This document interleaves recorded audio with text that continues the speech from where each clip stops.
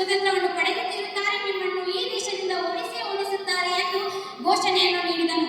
ಈ ಘೋಷಣೆಯನ್ನು ಹೇಳಿ ಹಲವಾರು ಶತಮಾನಗಳೇ ಕಳೆದರೂ ಇಂದಿಗೂ ಈ ಘೋಷಣೆಗಳು ನಮ್ಮ ಮನದಲ್ಲಿ, ನಮ್ಮ ಮೈಮನಗಳಲ್ಲಿ ರೋಮಾಂಚನವನ್ನು ಉಂಟು ಮಾಡುತ್ತವೆ.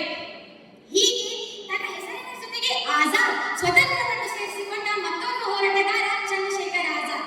ಈತನು ಕುಟುಂಬಕ್ಕಿಂತ ದೇಶ ಮುಖ್ಯ, ದೇಶ ಉಳಿದರೆ ಕುಟುಂಬ, ಅಳಿದರೆ ಸ್ಮಶಾನ ಎಂಬ ದೃಢವಾದ ಭಾವನೆ ಆಜಾದನ ಮನದಲ್ಲಿ ಮನೆ ಮಾಡಿಕೊಂಡಿತ್ತು.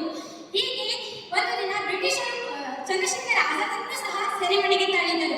ಸೆರೆಮನೆಯಲ್ಲಿ ಇದ್ದರೂ ಸಹ ಬ್ರಿಟಿಷರು ನೀಡುವ ಪ್ರತಿಯೊಂದು ಕ್ರೂರವಾದ ಏಟಿಗೂ ಸಹ ಚಂದ್ರಶೇಖರ್ ಆಜಾದನು ಜೈ ಭಾರತ್ ಮಾತಾ ಕಿ, ಜೈ ಭಾರತ್ ಮಾತಾ ಕಿ ಎಂಬ ಘೋಷಣೆಯನ್ನು ಕೂಗುತ್ತಿದ್ದನು. ಇಂಥ ಮಹಾನ್ ದೇಶಪ್ರೇಮಿ ನಮ್ಮ ಆಜಾದ್. ಹೀಗೆ ಹಲವಾರು ಸ್ವತಂತ್ರ ಹೋರಾಟಗಾರರು ತಮ್ಮ ಪ್ರಾಣವನ್ನು ಬಲಿದಾನ ಮಾಡಿದ್ದಾರೆ. ಹೀಗೆ ಬ್ರಿಟಿಷರ ಕ್ರೂರವಾದ ವರ್ತನೆಯಿಂದ ಬೇಸತ್ತ ಭಾರತೀಯರು ಭಾರತಕ್ಕೆ ಕ್ರಾಂತಿಕಾರವಾಗಿ ಸ್ವತಂತ್ರವನ್ನು ತಂದುಕೊಡಬೇಕೆಂದು ನಿರ್ಧರಿಸಿ ಒಂದು ಕ್ರಾಂತಿಕಾರಿ ದಳವನ್ನು ತಮ್ಮಲ್ಲಿಯೇ ಒಂದು ಕ್ರಾಂತಿಕಾರಿ ದಳವನ್ನು ಸ್ಥಾಪಿಸಿಕೊಂಡರು. ಹೀಗೆ ಹಲವಾರು ಮೊದಲು ಕಾಂಗ್ರೆಸ್ ಅಧಿಕಾರಿಗಳಿಗೆ ಕ್ರಾಂತಿಕಾರರನ್ನು ಕಂಡರೆ ಆಗುತ್ತಿರಲಿಲ್ಲ. ಬ್ರಿಟಿಷರು ಇದರ ಉಪಯೋಗವನ್ನು ಪಡೆದುಕೊಂಡು ನಮ್ಮ ಬಳಗಗಳ ನಡುವೆ ಜಗಳ, ಮನಸ್ತಾಪಗಳನ್ನು ಉಂಟು ಮಾಡಿ ಅದರ ಲಾಭವನ್ನು ಪಡೆದುಕೊಂಡರು.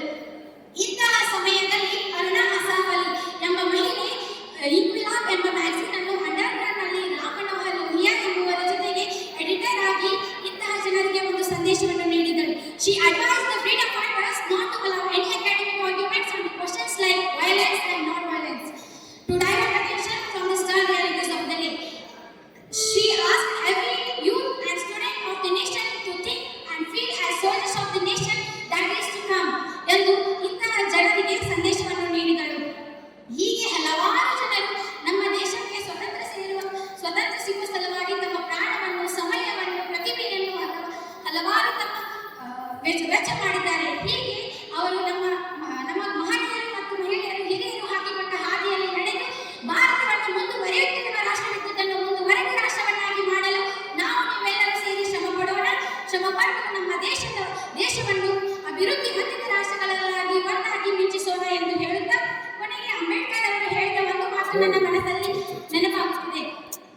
ಒಬ್ಬನೇ ಹೋರಾಡಲು ಎಂದು ಹಿಂಜರಿಯಬೇಡ, ಒಬ್ಬನೇ ಹೋರಾಡಲು ಎಂದು ಹಿಂಜರಿಯಬೇಡ, ಏಕೆಂದರೆ ಸಾವಿರಾರು ಜನರ ವಿರುದ್ಧ ಹೋರಾಡಿ ಸೋತರು ಅಥವಾ ಗೆದ್ದರು.